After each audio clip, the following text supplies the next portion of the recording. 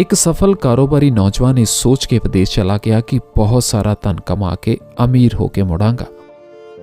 इसे जनून विच वो अपनी पत्नी नूं भी घरे छड्ड तुर गया जो गर्भवती सी उस वक्त। विदेश जाके हडपनवी मेहनत की, पता ही नहीं लग्या माया इकट्ठी करदियां कदों 15 साल बीत गए। सचमुच अंबार ला लए सी उसने धन दे।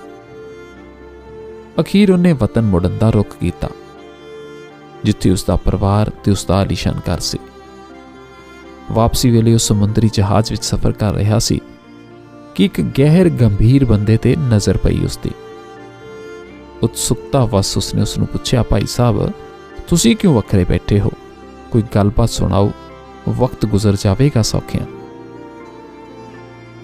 वो व्यक्ति बोलिया, मैं सियाणी गल करता रहा सारी उम्र, पर कदी किसी बेकदरे नूं सलाह नहीं दिती ते ना ही मैं बेलोड़ा बोलदा है कदी।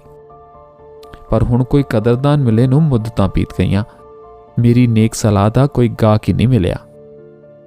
वतन जा रहा बंदा बोलिया, मैं मुल पावांगा तेरी गल दा, मैनूं एक नेक सलाह दे सकदा है तां दे। दोहां दरम्यान यह तय हो गया कि लाख रुपया लवेगा सियाणा बंदा, सिर्फ एक गल करन बदले। सियाणे बंदे ने बोलना शुरू किया, मेरी गल पल्ले बन के रखी, जदों कदी गुस्से च होवें तां कुछ फैसला करन तो पहलां, कुछ बोलन तो पहलां 100 की गिनती करें फिर कुछ करें। अगर बेहद गुस्सा आया होवे, नौबत मरन मारन दी आ जावे तां 1000 तक मूँह च गिनती करें फिर हथ वधावें, उन्नी देर मूँह ना खोली।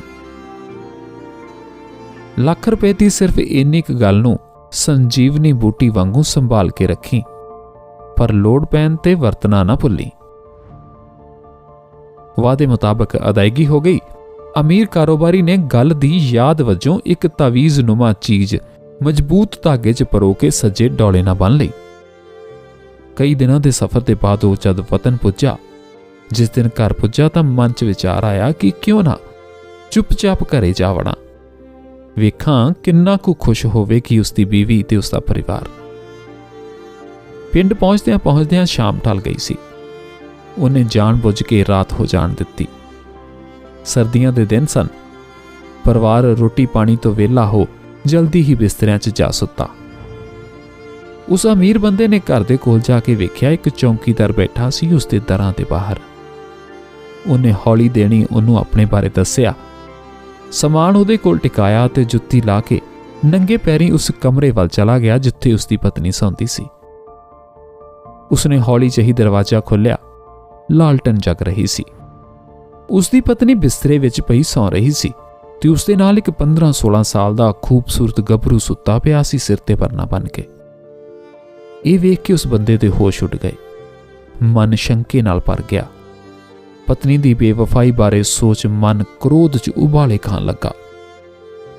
अखीर कमर नाल बज्जी कटार नूं हथ पा लिया।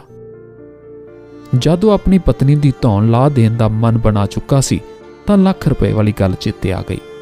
टार नूं मुठ विच घुट वो मूँह विच गिनती करन लगा काली नाल।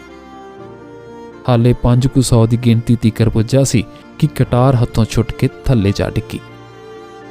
खड़ाक सुण उसकी पत्नी जाग पई ते पति नूं अचानक सराणे खड़ा वेख के खुशी विच अवाक रह गई। फिर संभली, सिर दा पल्लू सही किया, उठ के पति दे पैर छूहे। पति देव ने गुस्से ते काबू पा के पुछया, ये कौन है जो तेरे नाल सुत्ता पिया है? पत्नी ने दस्या कि वो कोई होर नहीं उसकी बेटी है जिन्हों उसने पुत्रा वांग पालिया है। पग बंधी है उसकी बेटी ताकि पिता की गैर मौजूदगी च मर्द बन के विचर सके। हुण तक उसकी बेटी भी जाग चुकी सी। पहली वारी अपने पिता नूं वेख्या तां गदगद हो उठी। पिता दे गल नूं चंबड़ गई वेल वांगरा। पिता मन ही मन पछता रहा सी कि अगर वो ना संभलदा तां की अनर्थ कर बैठता। पर हुण खुशी दे हंझू सन उसदियां पलकां च। लाख रुपए की गल सही वक्त ते कम जो आ गई सी। दोस्तों, गुस्सा अकल दे बूहे बंद कर दिंदा है। चंगियाड़ी बन उमरां दी कमाई नूं राख कर दिंदा है। घर परिवार समाज च तबाही लै आउंदा है क्रोध। पर सही वक्त ते ब्रेक ते रखिया पैर जिंदगी दी गड्डी नूं हनेरी खड्ड विच डिग्गणों रोक लैंदा है। इंसान फिर तो तुर पैंदा है अपने सुपनियां दी मंजिल नूं सर करन दे लई। ते फिर किसी सियाणे दी आखी गल लख दी नहीं करोड़ां दी हो निपटदी है।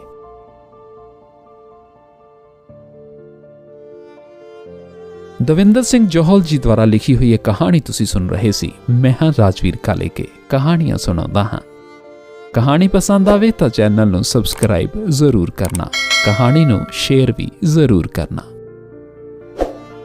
मुड़ मिलांगे एक होर नवीं कहानी दे नाल। तद तक दे लई सत श्री अकाल।